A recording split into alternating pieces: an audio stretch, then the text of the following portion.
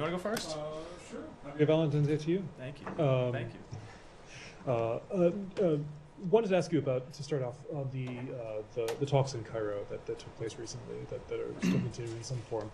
I know there's a limit to probably what you're going to say about it, but do you have any assessment right now about how things stand? Is the U.S. still hopeful that there could be a deal for hostages and a pause in fighting? As has always been the case, I don't want to kind of give a day-by-day, step-by-step update or assessment on the talks or status of them or where they might stand.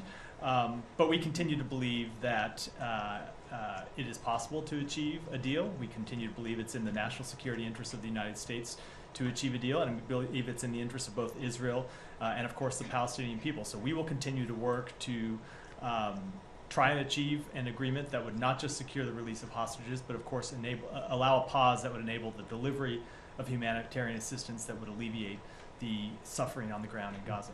Sure. Not to jump around too quickly, but I was wondering if you could comment on today's developments in Lebanon. There's some strikes there from the Israeli side in particular. How dangerous is the situation in Lebanon? Do you have any reaction in particular to the use of force? We continue to be concerned about escalation in Lebanon. As you know, it has been one of our primary objectives from the outset of this conflict to see that it not be widened, to see that it not be escalated in any way.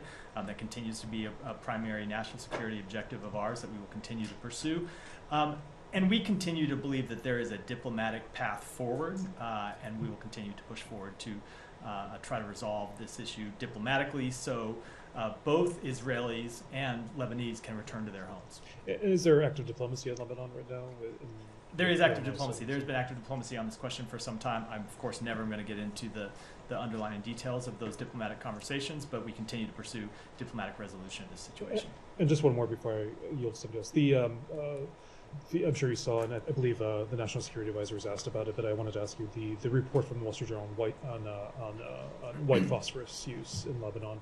Is there anything you can say whether the State Department is actually looking into now? So, as I said yesterday, we are reviewing reports of human rights violations and civilian harm incidents through the CHIRT process that we set up last August. I'm not going to comment on the specifics of any one incident. We take these on a case-by-case measure and assess them to see whether, number one, civilian harm actually occurred, and two, to identify any appropriate policy responses if it has occurred to mitigate such, to reduce the risk of such incidents happening in the future.